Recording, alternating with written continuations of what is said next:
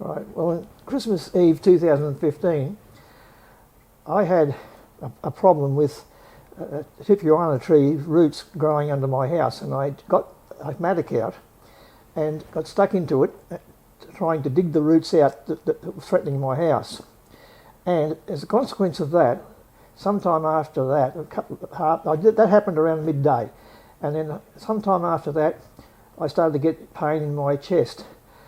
I bent over in a chair, and the pain went away. So then I contacted the lady friend at the time and said that I had this problem, and she said, come down anyway. So I drove down to the Gold Coast to where she was in a high rise, and by that time it was evening, Christmas Eve 2015. Now, we decided we'd stay at home for the night, and we would watch carols and Christmas carols on the TV. During that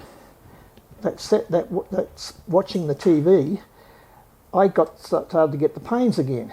So I went into the bedroom and lied down on the bed in her bed there, lied on the bed, and the pain got worse. So I did my normal practice, which was to bend over and try to ease the pain. It didn't go away.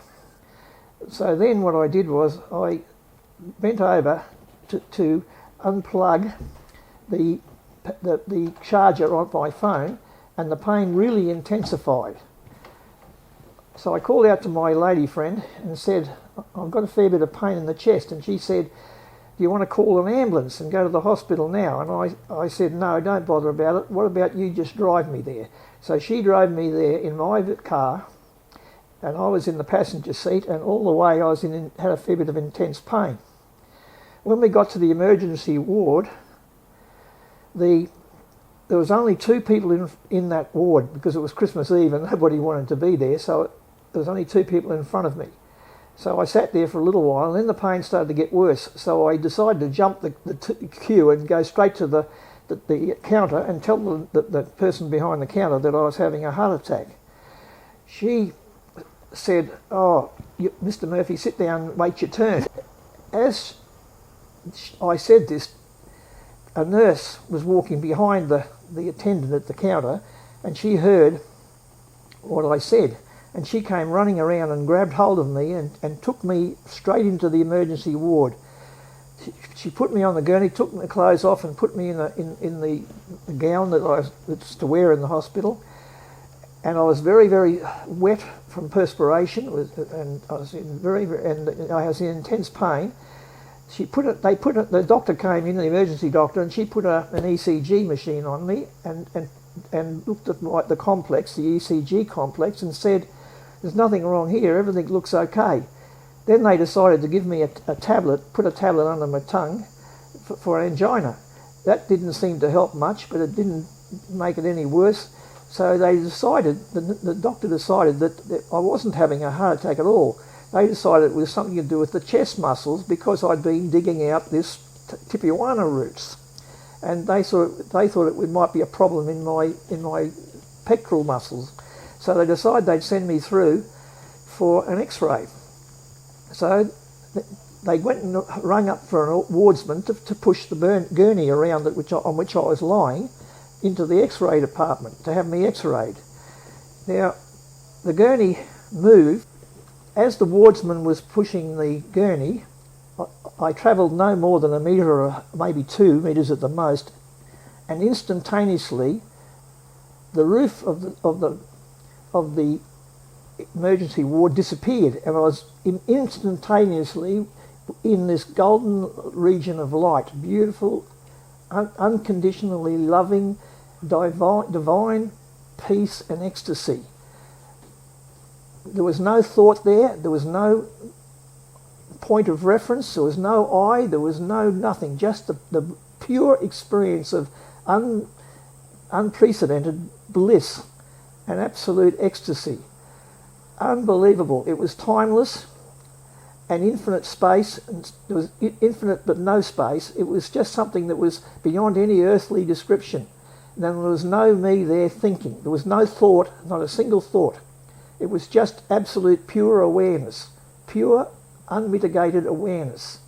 And it was absolute absolutely the most marvellous experience that had ever been, that I'd never known in my life. It was just unbelievable. All of a sudden, bang, the blackness overcame me. Blackness, the whole lot disappeared in a second.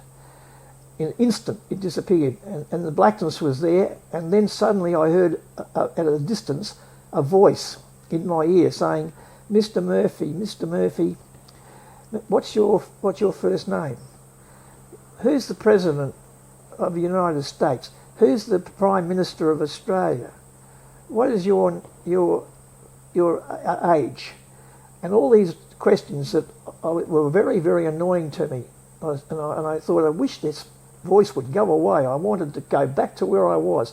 And I struggled very, very hard to get back to that beautiful golden light. But I unfortunately couldn't get there. All that happened is his voices got louder, and suddenly my vision started to come back. And then there was a nurse there, a couple of nurses all around me, plus the doctor, frantically sticking sponges into my mouth to absorb all the blood. My mouth was full of blood, and they were trying to soak it up to prevent me from it becoming asphyxiated in my own blood.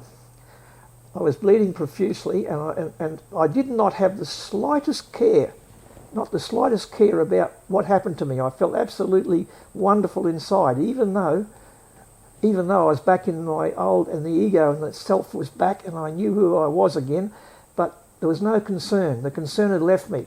And here they were fussing over me, desperately trying to bump up the blood, etc.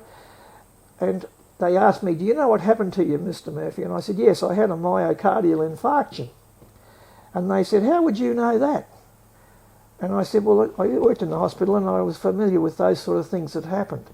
I said, so then they said, well, that's correct, that's what's happened. And from there on in, they said, well, look, we think there's going to be another heart attack very shortly. You're going to get another one, so we have to be very, very cautious now. And I said, well, okay, but I didn't care. I was all happy, and it was a wonderful experience that I had still lingered. I still had that lingering experience in the mind. Now, a period of approximately 3 hours went, wherein for those 3 hours, they were trying to stabilise my heart. They were trying to stabilise it on the ECG machine, because I kept going. I wanted to fight to get back to where I was, and I was determined to get back. And they struggled with this, trying to stabilise my ECG complex. But eventually they did. Eventually they did after about 2 to 3 hours, and they decided I was well enough to transport me by ambulance from the Robina hospital where I was to the Gold Coast University Hospital, where they had a much bigger and a much better equipped cardiology department. And they wanted to put me in the CCU, the CCU unit over there. So they decided that they would transport me by ambulance, but they were very concerned that I was going to have a heart attack in the ambulance. So the ambulance drivers were very concerned, and the ER doctor decided she would go with me and sit with me all the way in case there was a relapse of this situation. So then, in the ambulance, this ECU, this ER doctor was extremely apologetic. She was apologising to me all the time because she broke my ribs. And I said, I don't care, love, I don't mind, I said to her. She was a lovely lady, lovely doctor, and she was apologising all the way, and she was saying, look, we might have to go through this whole procedure again. And I said, I don't care. So when we got to the Gold Coast University Hospital, they had me on the gurney, and they took me through the various aisleways and got me into the CCU, coronary care unit, at the University Hospital on the Gold Coast. There, the doctors were amazed. The doctors were amazed that I did not want to take any sort of painkillers. They said to me, Mr. Murphy, you must be in intense pain. You've had 2 broken ribs, and the pain must be tremendous. I said, I'm in no pain whatever. They said, well, give us a rating of pain. It's between 0 and 10. I said, 0. And they said, this is not possible. And so we had, after they finally just pumped some painkillers into me, which I didn't really need, the nurses were absolutely wonderful.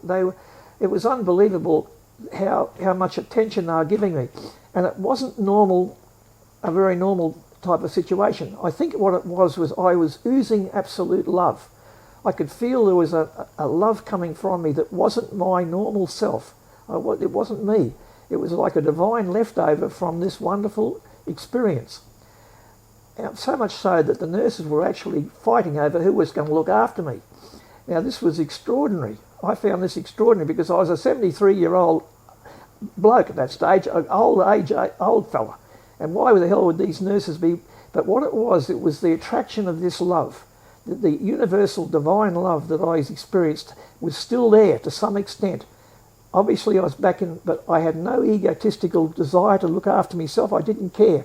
All I remember thinking about was, am I causing these people trouble? Am I causing any trouble? After that, during the night one night, one of the nurses woke me up and said, I'm very sorry, Mr. Murphy, to wake you up. You're in such a wonderful sleep. And I said, I don't mind, love. I said, you're looking after me, and I'm the reason you're the reason I'm alive, and so feel free to do what you like. I said, I really enjoy your touching me even. And the nurses, that was just that feeling. I've got no illusions about what I looked like. I was an old fart, putting it bluntly, but there was no doubt about it, that divine love was still there, even though Terry Murphy, the I that I thought I was, came back. But that magic experience was unbelievably in my memory. This puzzled me. I thought, how the hell could this be in my memory when I was supposedly and told I was dead? The medical staff had told me that I was dead beyond any doubt. As a matter of fact, the professor in charge of the coronary care unit there got very irate at me, suggesting that he hadn't saved my life. It was like I felt an attack. I was attacking him by saying that I can remember everything. How could I remember it? And I said, where was the memory stored, doctor? Where was the memory stored? If I was absolutely dead for 15 minutes to 20 minutes, where was that memory stored? And he couldn't answer me. He said, I don't know. And then he said to me, this professor said to me, I would like you to do a write-up for me, if you could, on your experiences, which I agreed to do, and I did do subsequently. But he could not answer where that memory was stored, and I couldn't answer where that memory was stored. I couldn't answer a lot of the things. And that's where it came to the point where I began my search to find out what the hell happened to me. And it took me years. It's taken me 10 years of searching and searching, trying to find what happened and an explanation of why that happened and what it all meant. Why was I back? Why was I back? Why did this happen to me? What was it all about? And that's when I came across Roger Johnson's book called 12 Profound Lessons from Superstition. Now, this book answered quite a few of the questions that I have and still have had. One of the things this book did for me was to highlight the fact that there was a right view and a wrong view, or putting it another way, a correct view and an incorrect view, an absolute truth and relative truths. So I saw this dichotomy in this book, and I realised that I had to understand more and more about what was this right view, and what did this right view really mean, and what did the wrong view mean. Exactly what does having a wrong view mean? Now, this book is both scientific and it's spiritual. It's both very much about the physics of the latest physics.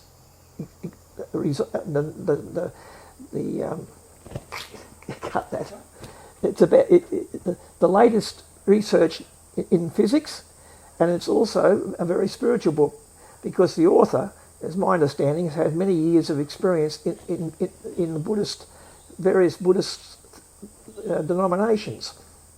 So as a direct result of this book, I was able to see that this wrong view was a cause of a lot of my problems in my life. And why was that? Because of this self-centeredness, this concentration on I, and what this ego did, and how this ego was causing me strife and pain, and how a right view meant recognition of the real me, the true me, the essence of me. And that's when I realised the essence of me is really that experience I had during my death experience.